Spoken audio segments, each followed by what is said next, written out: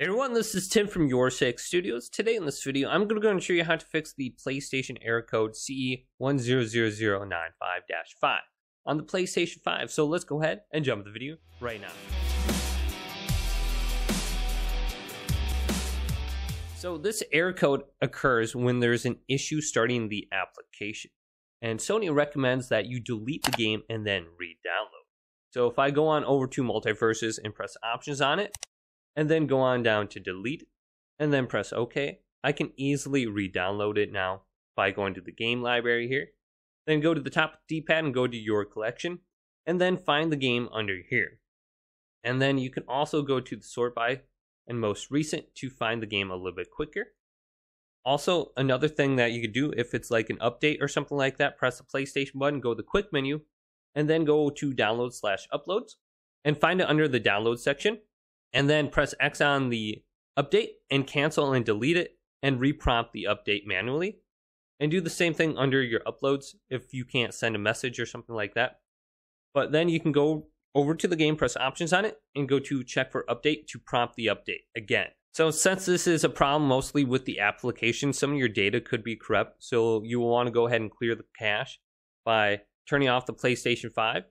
So go to power and go to turn off and close all games and applications to turn off your PS5. Also, we're going to rebuild the database, fix any kind of copying issues. Now with your PlayStation 5 completely turned off and there's no light on the light bar here, hold down the power button.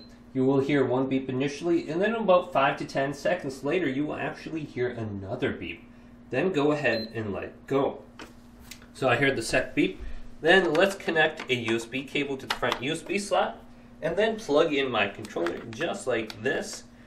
And then we can press the PlayStation button once we see the orange lights. And then this will launch into the safe mode menu. And we'll be able to operate our PlayStation 5 with our controller now. And we'll have to use the D-pad to navigate the safe mode menu. Now under this screen, let's scroll on down to option number 5, clear cache and rebuild database. And then try option number 1, clear system software cache, and this will be equivalent to unplugging your PlayStation from the wall outlet for approximately 1 to 2 minutes. So try option number 1, and then go on down to option number 2, rebuild database.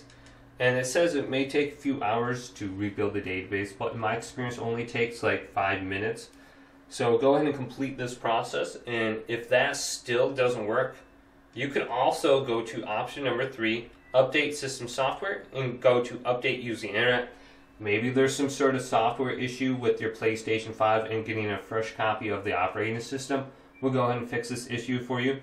But hopefully this video did indeed help you out. If you did, go and leave a big thumbs up and subscribe to my channel down below for more tech up videos coming up next on YourSixStudios.